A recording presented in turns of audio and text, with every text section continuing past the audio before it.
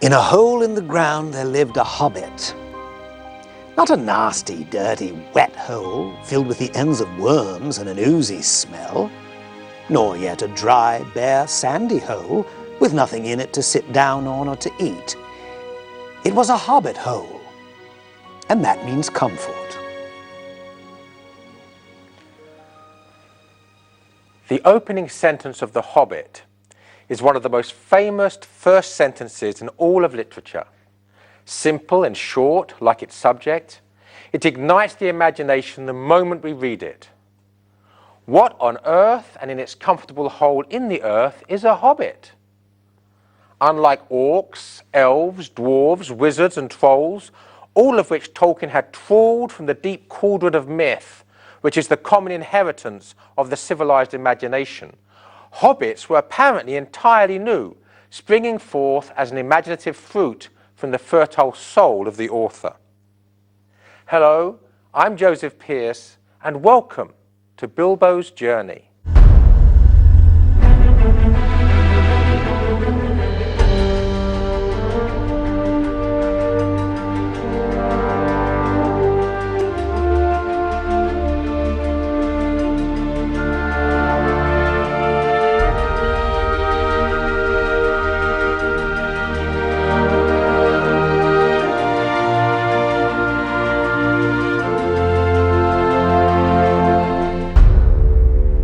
When one thinks of hobbits, one thinks of the juxtaposition of home and habit, or even rabbit, considering their burrowed homes and their large furry feet.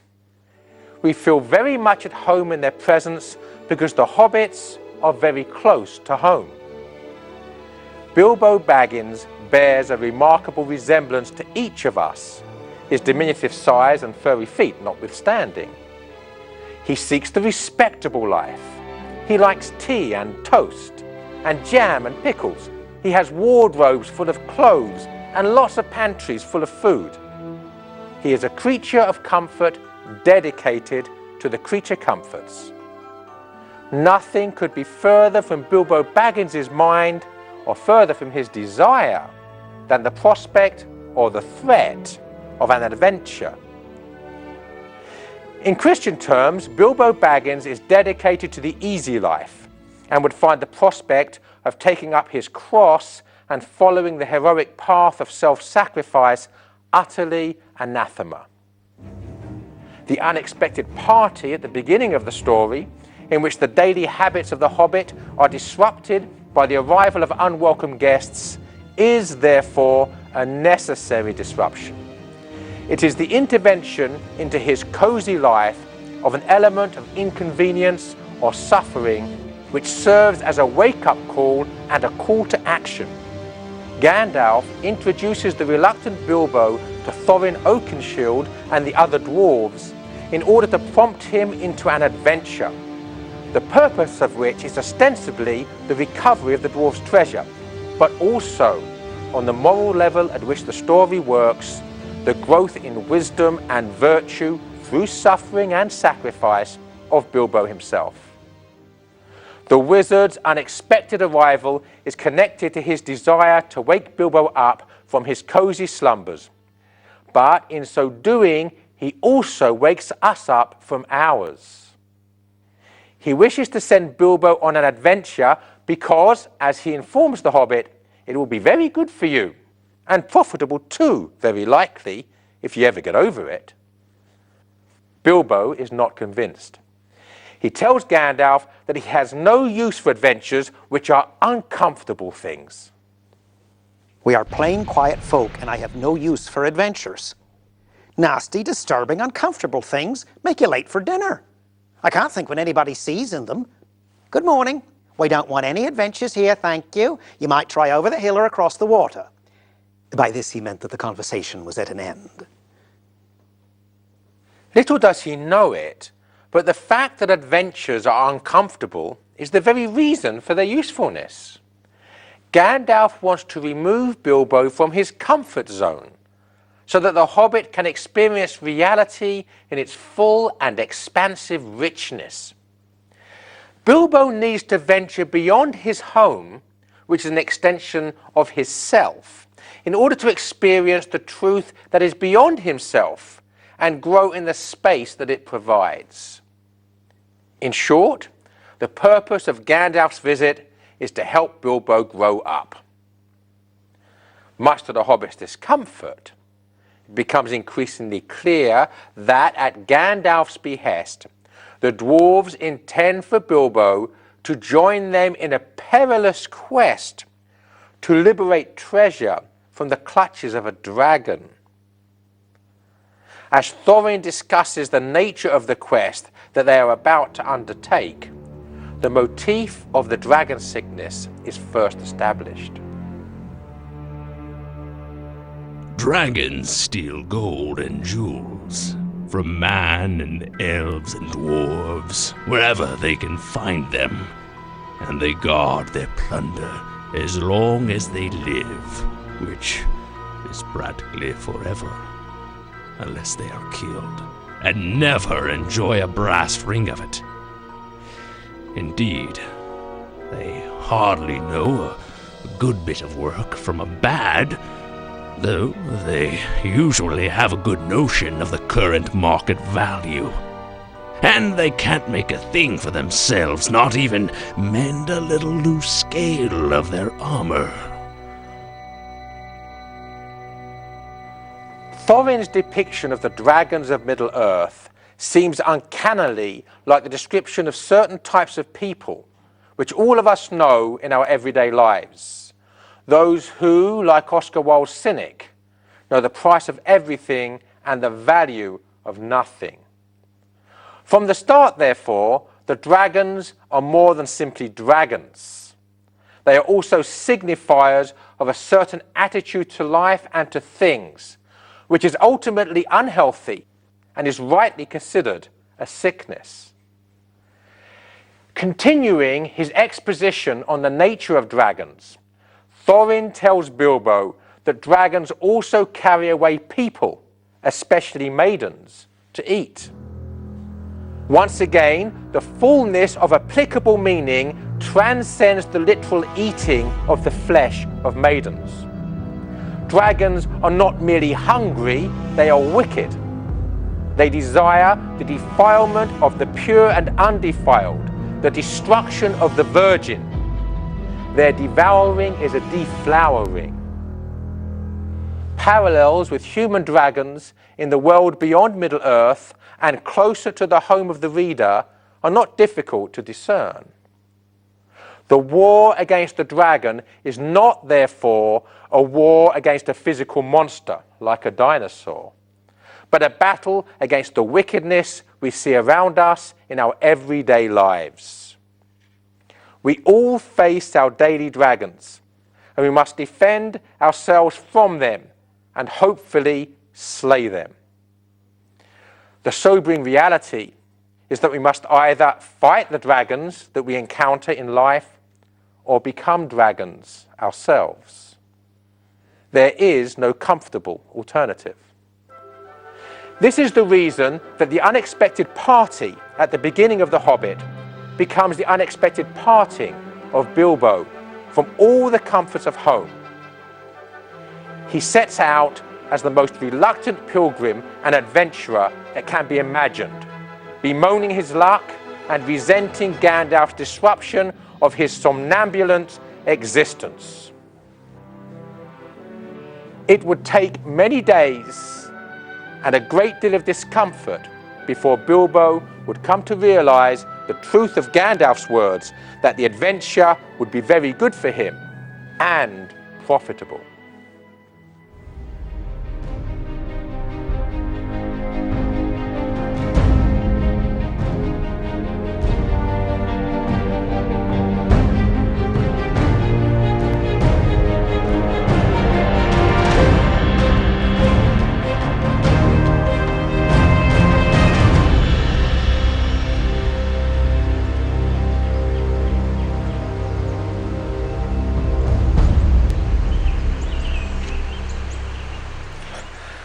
As Bilbo, Gandalf and the dwarves journey into the Misty Mountains, it seems that their luck had finally deserted them when all except Gandalf are captured by a party of orcs, or goblins as they are called in The Hobbit.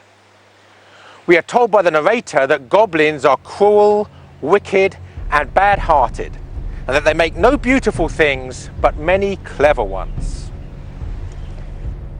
It is not unlikely that they invented some of the machines that have since troubled the world, especially the ingenious devices for killing large numbers of people at once. For wheels and engines and explosions always delighted them, and also not working with their own hands more than they could help. But in those days, and those wild parts, they had not advanced, as it is called, so far.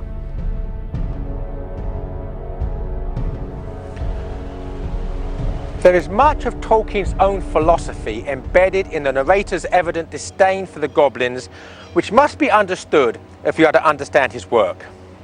For Tolkien, echoing the view of the great philosophers, the good, the true, and the beautiful are inextricably interwoven. In Christian terms, their unity and inseparability is itself a reflection of the Trinity, who is the source of all goodness, truth, and beauty. This being so, those who are cruel, wicked, and bad-hearted will not make good, true, or beautiful things. The fact that goblins make clever things indicates that intelligence is not a guarantor of goodness, nor is it necessarily a means of finding the truth. Intelligence can be used in the service of cruelty or wickedness, or in the weaving of lies, or in the service of a host of other sins. In the absence of virtue and wisdom, intelligence becomes a servant of evil. It is poisoned. The fact that goblins don't like working with their hands more than they can help illustrates their preference for technology and its labor-saving devices over the traditional craftsmanship that takes delight in the work of their hands and its products. Compare the goblins' dislike of craftsmanship and art with the delight that the elves, hobbits, and dwarves take in such things. Finally, the sardonic irony of the parenthetical comment on so-called advanced societies indicates Tolkien's skepticism about the benefits of technological progress. Compare the narrator's condemnation of goblins in The Hobbit with the relative simplicity and sanity of the hobbits of the Shire, as described in the prologue to The Lord of the Rings. Hobbits like peace and quiet and good-tilled earth. A well-ordered and well-farmed countryside was their favorite haunt. They do not and did not understand or like machines more complicated than a forge bellows, a watermill, or a hand loom, though they were skillful with tools.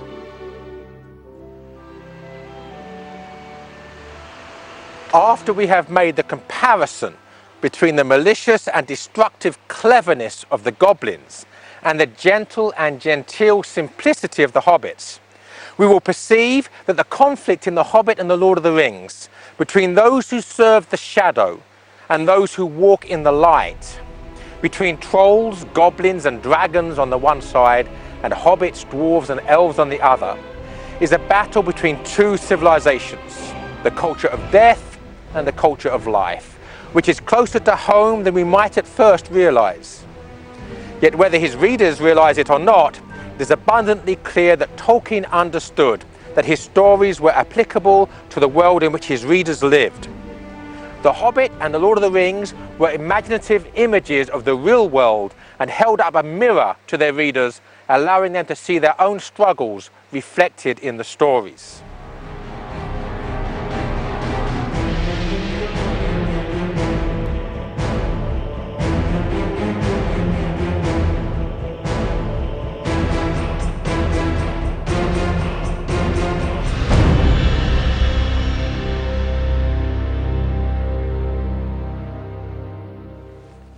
After Bilbo and the dwarves are liberated from the clutches of the goblins by Gandalf's timely intervention, they flee through the subterranean tunnels deep beneath the misty mountains, pursued by a host of goblins intent on avenging the death of their leader, whom Gandalf had slain.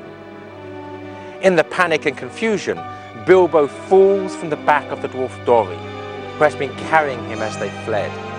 He is knocked unconscious and awakes sometime later in the pitch dark and utterly alone. He feels his way crawling on the ground. Till suddenly his hand met what felt like a tiny ring of cold metal lying on the floor of the tunnel. It was a turning point in his career, but he did not know it. He put the ring into his pocket, almost without thinking. Certainly it did not seem of any particular use at the moment.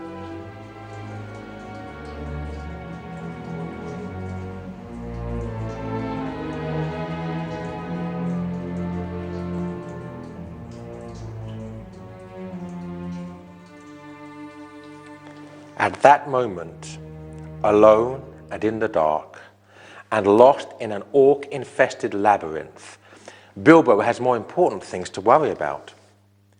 In the utter darkness in which he finds himself, he stumbles on doggedly and almost hopelessly, going down, down into the lowest depths of the subterranean labyrinth. Suddenly, he splashes into icy cold water. He has come to a lake that never saw the light of day, in which there dwelt old Gollum, a small, slimy creature as dark as darkness, except for two big, round, pale eyes in his thin face. Gollum suggests that they play a game of high-stakes riddling, in which Gollum agrees to show the Hobbit the way out of the labyrinth if Bilbo wins, but that the Hobbit will be eaten by Gollum should Bilbo lose. The contest is therefore literally a matter of life and death for the hapless Hobbit, who has little choice but to comply with Gollum's offer. After the exchange of several riddles, Gollum asks a riddle that seems to have Bilbo beaten. Alive, without breath, as cold as death. Never thirsty, ever drinking, all in mail, never clinking. Gollum. Sensing victory, Gollum begins to climb from his boat to get at Bilbo and claim his edible prize. As he places his foot in the water, a frightened fish jumps from the lake and lands on Bilbo's toes. The Hobbit takes the providential hint and shouts out the answer with great relief. "Fish! Fish!" he cries. "It is fish!" Although the providential hint could be seen as Bilbo's good luck, it should be noted that Gollum's own bad luck is his own fault. If he had behaved fairly and virtuously and had not stepped from the boat in his uncharitable haste to claim his prize, Bilbo would never have received the saving hint. Gandalf's words in The Lord of the Rings that hatred often hurts itself, and Theoden's epigram that oft evil will shall evil mar, are proven correct yet again.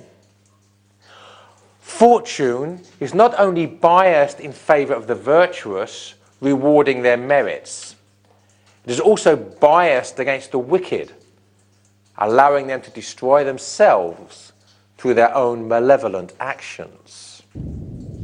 Having answered Bilbo's next riddle, Gollum asks another hard riddle that has the Hobbit flummoxed. This thing all things devours, birds, beasts, trees, flowers, gnaws iron, bites steel, grinds hard stones to meal, slays kings, ruins towns, and beats high mountain down. Gollum.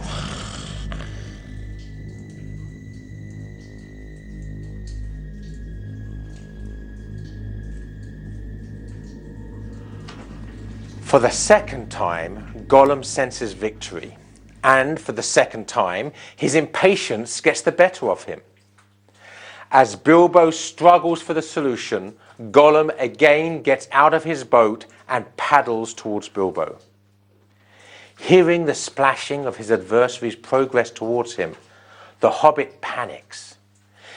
He wants to shout out, "Give me more time! Give me time!" But his tongue seems to cleave to his palate, and all that actually comes out with a sudden squeal is "Time! Time!" Bilbo is saved by pure luck, the narrator tells us, because time was, of course, the answer. The hobbit is saved in the nick of time by a power beyond time itself, but with the unwitting assistance of Gollum's own evil actions. Having ridden his luck in the riddling contest, Bilbo, with the help of the newly acquired ring, escapes from Gollum's clutches. Initially, he feels that he must kill Gollum in order to make good his escape. And yet, his conscience troubles him. It would not be a fair fight. He is invisible and has an unfair advantage. He is also armed with a sword, whereas Gollum is unarmed. Apart from these questions of fairness or justice, there is also the question of pity or mercy towards Gollum, who is miserable, alone, lost. Sudden understanding. A pity mixed with horror welled up in Bilbo's heart. A glimpse into endless, unmarked days, without light or hope of betterment. Hard stone, cold fish, sneaking and whispering. All these thoughts passed in a flash of a second. The moral and practical importance of this act of pity and mercy is made clear by Gandalf, ever the voice of wisdom, in response to Frodo's exclamation that it was a pity that Bilbo did not stab that vile creature when he had the chance. Pity? Yes, it was pity stayed his hand, pity and mercy, not to strike without need. And he has been well rewarded, Frodo.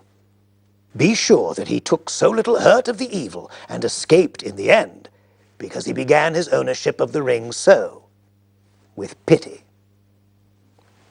Gandalf explains to Frodo that the fate of the whole quest to destroy the ring depended on Bilbo's passing of this primary test of virtue.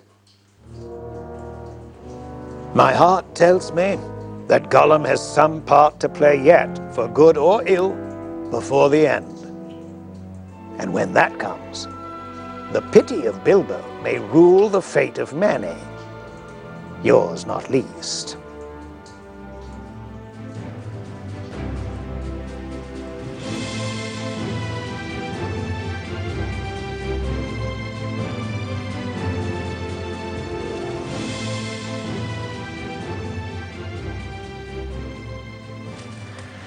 Gandalf's words are those of a prophet. When Frodo on Mount Doom fails through the power of his own will to overcome the more powerful evil of the ring, he is saved by the timely intervention of Gollum. An intervention which would not have been possible if Bilbo had killed that vile creature when he had a chance. Thus we're reminded that it is not simply evil actions that have consequence, but that acts of virtue have consequences also. The economy of grace that rules the cosmos ensures that virtue is ultimately rewarded as surely as it ensures that vice is ultimately punished. Gandalf's parting advice to Bilbo and the dwarves before he leaves them is that their success will depend on your luck and on your courage and sense. We know that luck is a euphemism for the presence of a providence that rewards virtue and punishes vice, whereas the necessity of courage and sense indicates the role of free will to the success or failure of the quest. Nothing is guaranteed. The future depends on faith and hope in the power of providence combined with virtuous action. On the other hand, a fall into folly could lead to failure. This is made clear by Gandalf's last words of advice before he departs. Be good, take care of yourselves, and don't leave the path. Here we see Gandalf as the archetypal father figure, advising his children as they embark on a journey on which he cannot be present to watch over them, that they should be good, be careful, and don't do anything stupid. The advice is, however, charged with Christian moral guidance, which the everyday language might obscure if we are not paying due attention. Being good, i.e. virtuous, is the prerequisite for success, whereas taking care implies the need to practice the cardinal virtues of prudence and temperance. Most importantly, the emphatic exhortation that they should not, under any circumstances, leave the path reminds the Christian of the words of Christ. Enter ye in at the narrow gate, for wide is the gate and broad is the way that leadeth to destruction, and many are they that go in thereat. In spite of such emphatic and unequivocal advice, Bilbo and the dwarves leave the path as soon as the pinch of hunger begins to hurt, and as soon as the sound of elven feasting in the distance, lit by a welcoming light, beckons them. Ignoring the wizard's warning, they all left the path and plunged into the forest together.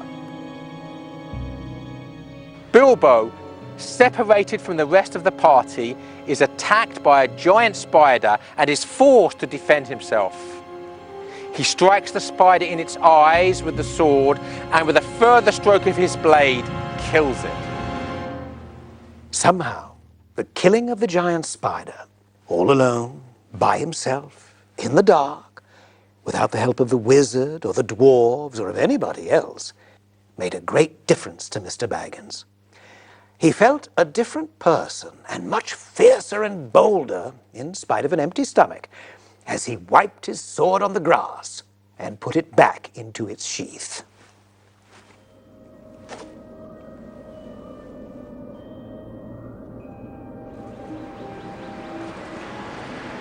Bilbo has come of age. He has become something more than he was before. He has grown up. The vanquishing of the monster, all alone in the dark, without the help of the wizard, is a rite of passage. Perhaps, we begin to surmise, this was at least part of the reason for Gandalf's departure. As a father figure, the wizard realizes, as all fathers and other guardians must, that the bird can only become fully what it is meant to be by being made to fly the nest. As God himself gave our first parents the freedom to go astray by giving them freedom itself, we must let our own little hobbits loose so that they can learn the lessons that life must teach if they are to grow into the fullness of whom they are meant to be. Gandalf, as a model of true guardianship, teaches Bilbo with his words and by his example, conveying in his actions the wisdom and virtue necessary to fly the nest without falling. As with Frodo in the later book, Bilbo in The Hobbit is in some ways an everyman figure who shows us ourselves, or, perhaps more importantly, shows us who we ought to be. The Hobbit calls all of its readers to grow up.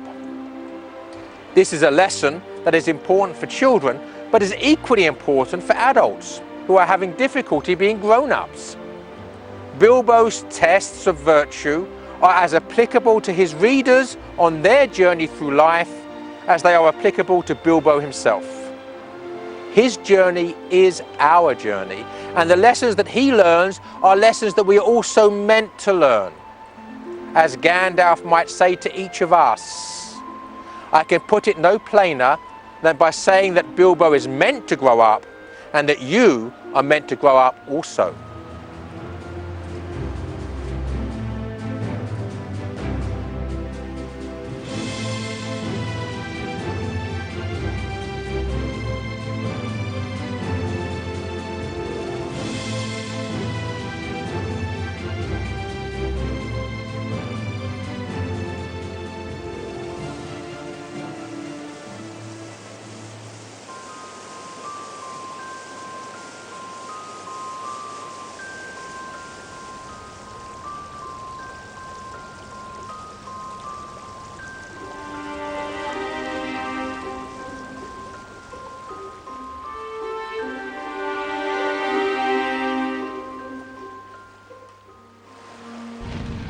Upon their arrival at Lake Town, having escaped from the Elven Palace, Thorin and his company of dwarves are treated like kings by the common people.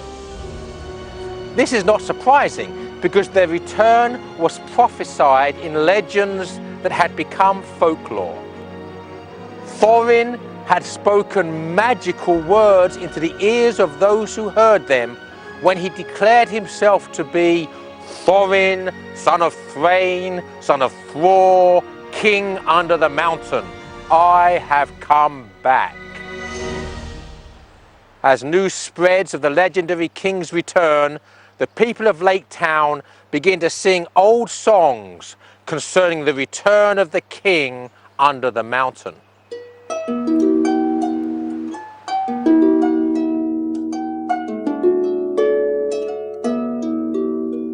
The king beneath the mountains, the king of carven stone, the lord of silver fountains shall come into his own. His crown shall be upholden, his harp shall be restrung. His hall shall echo golden to songs of yore sung. The woods shall wave on mountains and grass beneath the sun. His wealth shall flow in fountains and the rivers golden run. The stream shall run in gladness, the lake shall shine and burn. All sorrow fail and sadness at the mountain king's return. Clearly, there is a potent and palpable parallel between The Hobbit and The Lord of the Rings in this shared theme of the return of the king. And yet, apart from their shared kingship and the fact that both kings return from exile to claim their rightful inheritance, it seems that Aragorn and Thorin could not be more different. Aragorn's character and kingship are marked not only with great courage and martial prowess, but with meekness and humility, and ultimately with the miraculous and Christ-like healing power that he shows in the paths of the dead and the houses of healing. Thorin, by comparison, is grumpy and obstreperous and falls into the destructive dragon sickness. Aragorn appears to be a paragon of kingly virtue, worthy of respect, reverence, and emulation. Thorin, on the other hand, seems tainted by pride and greed, and serves as a cautionary image of vice and its harmful consequences. Such differences should not, however, distract us from the importance of kingship, nor from the importance of the king's return, which is clearly a matter for rejoicing in both books. Tolkien, as a Catholic and as a medievalist, drew deep draughts of inspiration from his understanding of true kingship, particularly as manifested by legendary and historical examples of exiled kings who return to claim their rightful inheritance. King Arthur is the once and future king of popular legend who hasn't really died but is only sleeping. He will return, so it is believed, in a time of great peril to deliver England from her enemies. In the highest sense, the return of the king signifies the second coming of Christ the King at the end of the long defeat of history. This is the ultimate return from exile of the true king to claim his own. Thorin is certainly a pathetic figure when placed beside Aragorn or Christ, but his true kingship is not in doubt, nor is the joy of the people at his prophesied return. Like Aragorn, he has come to reclaim that which is rightfully his, The dragon, Smaug, the enemy which Thorin must defeat, is a usurper who is squatting illegitimately on the throne of Thorin's kingdom, claiming its gold, silver and jewels as his own. Having no legitimate right to the riches of the king's realm, the dragon has seized it by force. There he squats, Smaug the Smug, confident in possession of his ill-gotten gains and heedless of the songs that men sing about the return of the king. It is clear, therefore, in the lesser of Tolkien's two tales, as much as in the greater, that the return of the king is as necessary for the restoration of justice.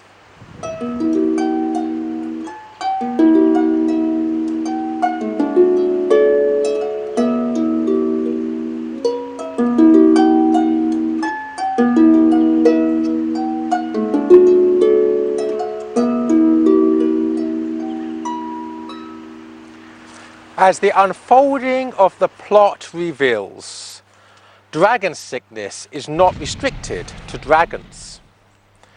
Apart from Bilbo's own affliction with it, the dwarves are clearly driven by their desire to regain the treasure, and Thorin becomes utterly possessed by his obsession with hoarding it for himself once the dragon is slain.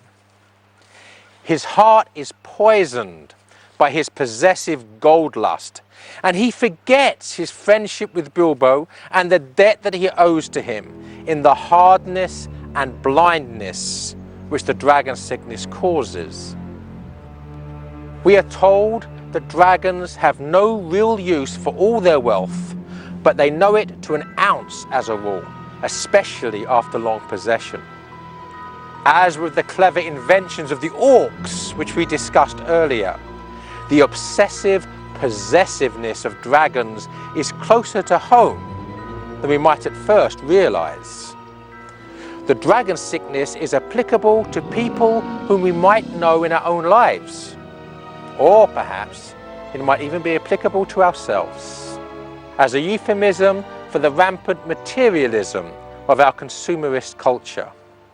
Smaug's fury at the loss of a single insignificant and practically useless trinket serves as a metaphor for modern man and his mania for possessing trash that he doesn't need.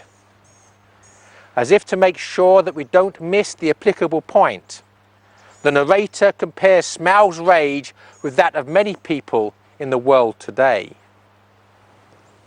Smaug stirred and stretched forth his neck to sniff.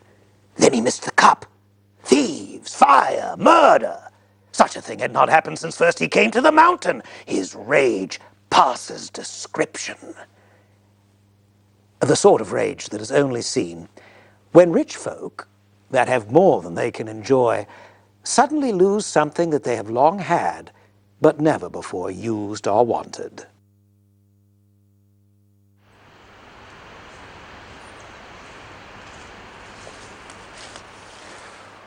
For Tolkien, dragons are not mere figments of the imagination. On the contrary, imaginary dragons are found in his story because real dragons are found in history. Real dragons are not like dinosaurs, which are purely natural creatures, such as whales or elephants, but preternatural creatures like angels or demons. In fact, dragons in Christian iconography and Christian legend are always demonic. They are never merely big, like a Tyrannosaurus Rex, but evil, like the devil himself.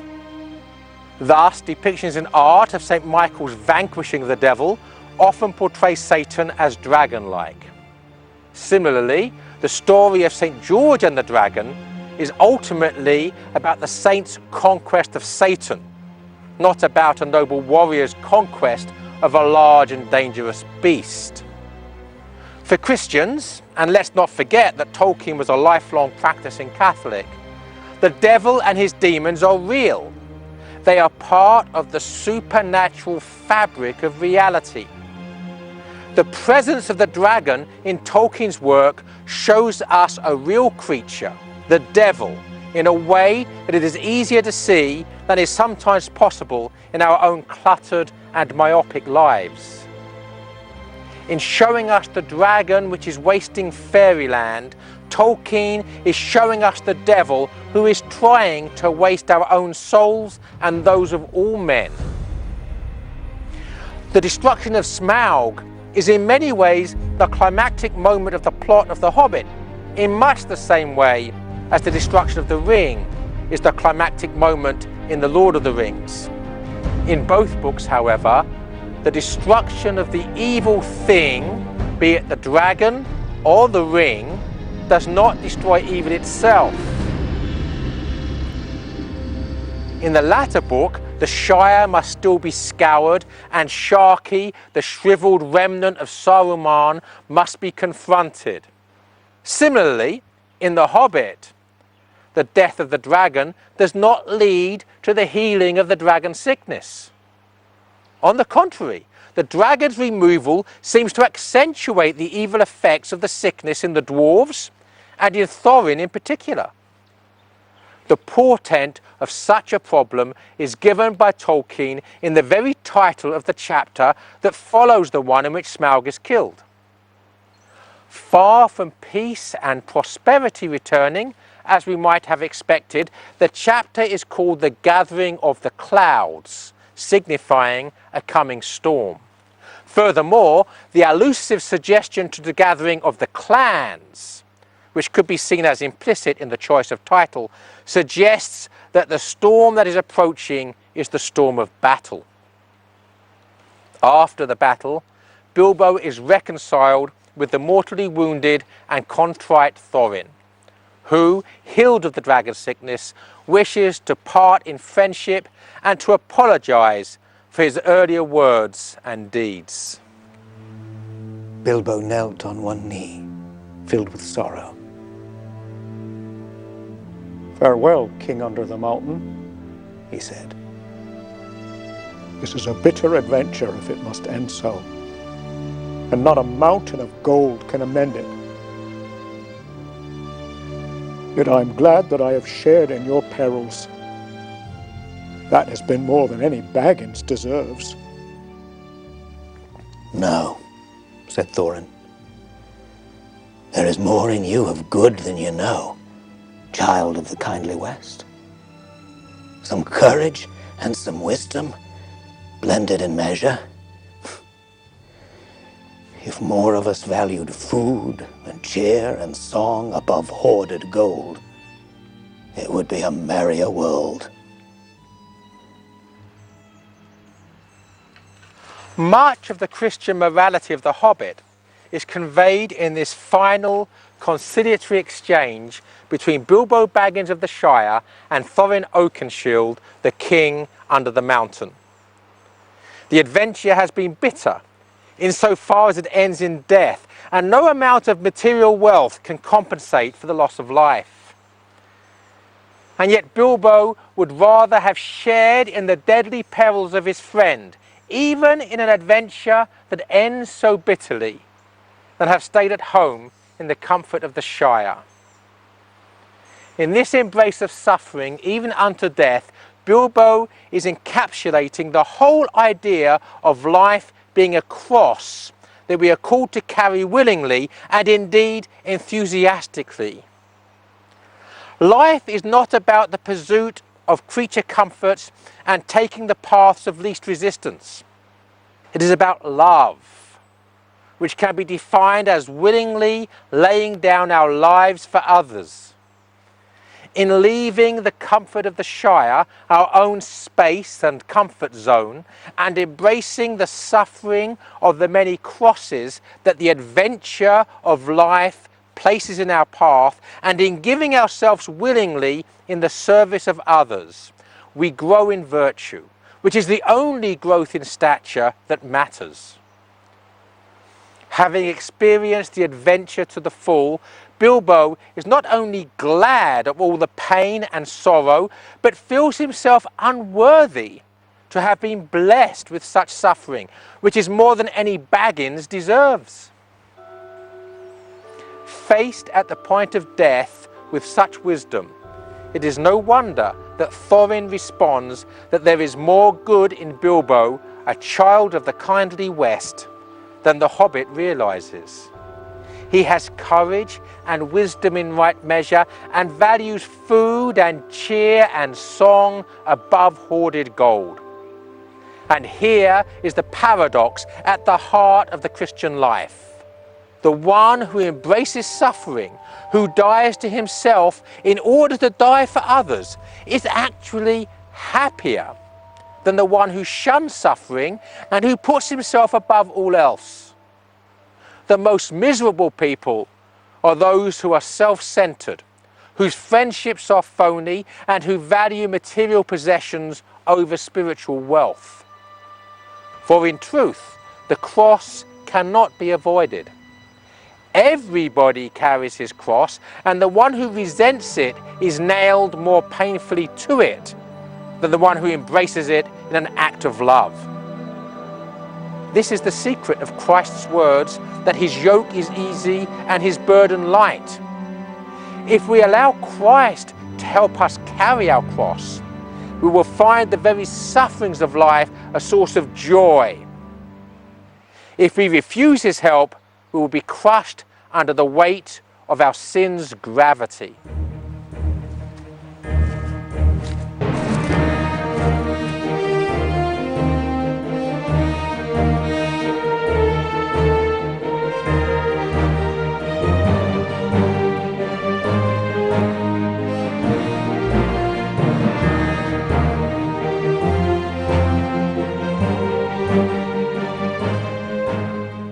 My dear Bilbo, something is the matter with you.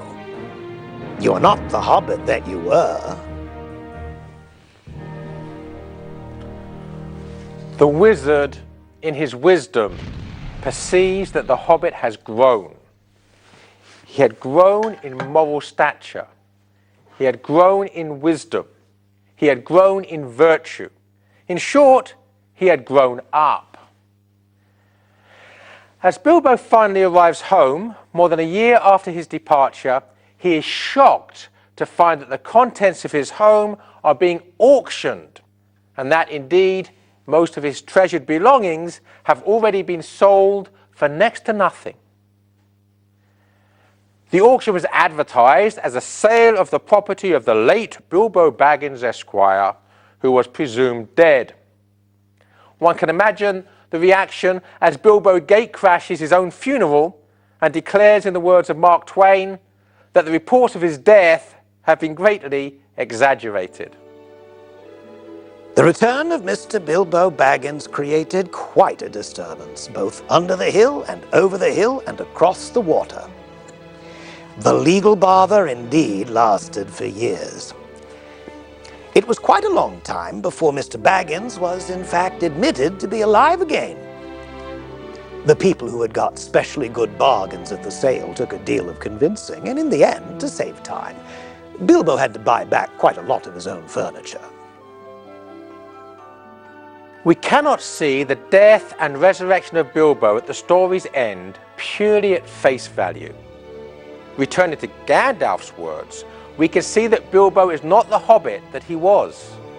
He had been dead before he set out on his adventure. His journey had changed him. It had brought him to life. It was the death of the old hobbit and the birth of the new. He had been born again. It was a baptism into a truer, fuller life. In this sense, the perception of his resurrection from the dead upon his return is only a literal recognition of a deeper spiritual reality. Bilbo had indeed been dead, but is now alive. The fact that Bilbo's resurrection is not accepted by those who are spiritually dead, such as the Sackville Bagginses and their ilk, who know the price of everything and the value of nothing, reminds us of those who refuse to accept the resurrection of Christ after he rose from the dead, and of the words of Scripture in which Christ prophesied this rejection of his life. If they hear not Moses and the prophets, neither will they believe if one rise again from the dead. Thus, Bilbo, in spite of the new life that is in him, is considered dead in the eyes of the world. We are told that he has lost much more than his spoons. He had lost his reputation. He was no longer quite respectable. The loss of such worldly reputation and worldly respectability means very little to the resurrected Bilbo. He no longer cares for such trifles. If he is dead in the eyes of the world, he is also dead to the world. He no longer seeks the things that the world has to offer, having discovered the pearl of great price that the world does not value.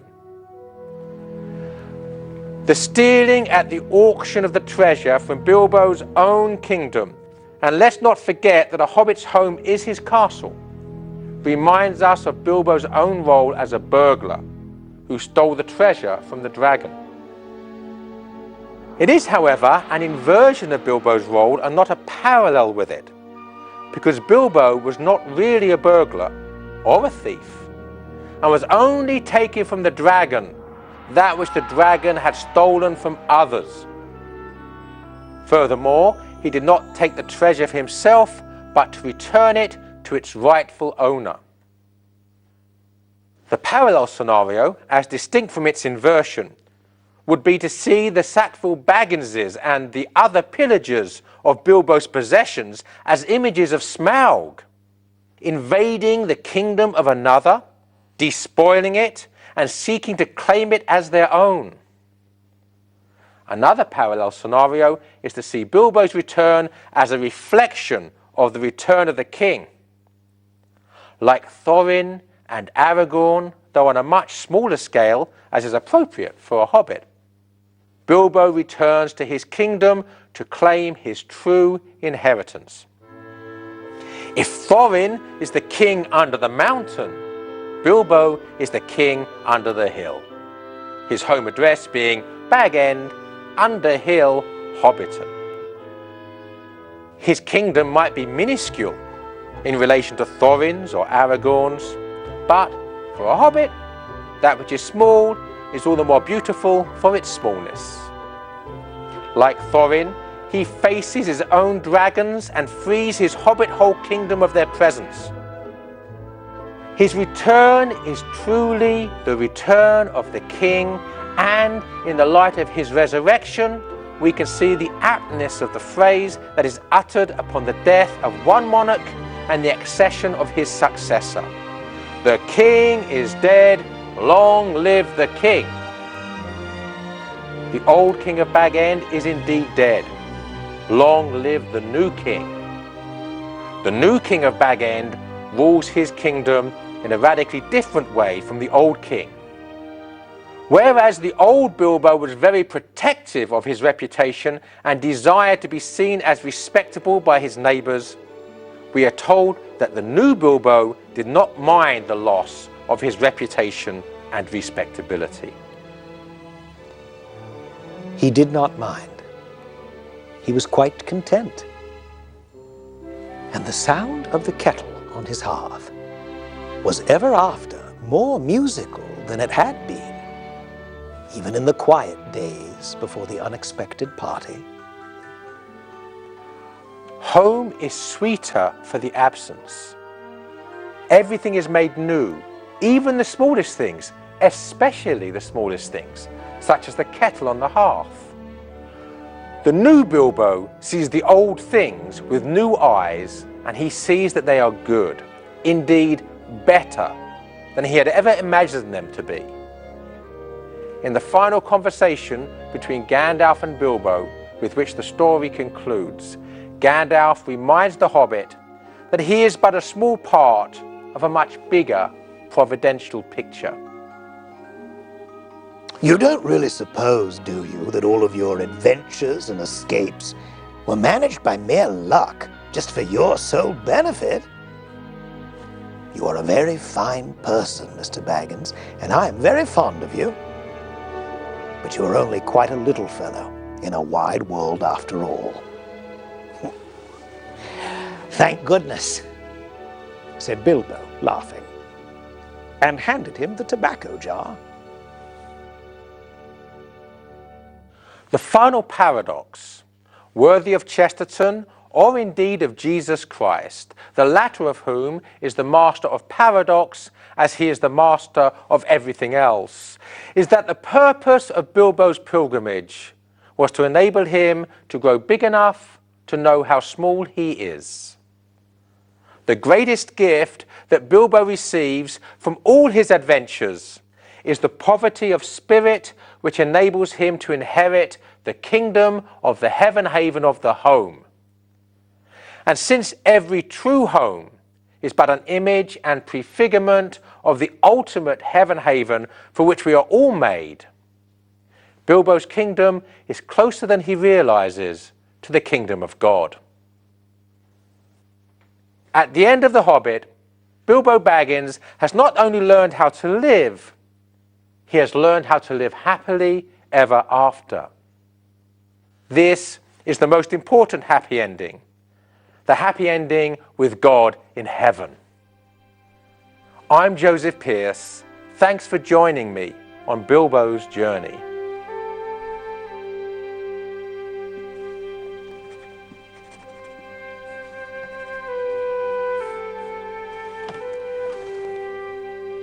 The consolation of fairy stories, the joy of the happy ending, is one of the things which fairy stories can produce supremely well.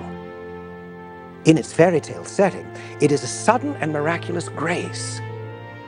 It denies universal final defeat, and insofar is Evangelion, giving a fleeting glimpse of joy, joy beyond the walls of the world.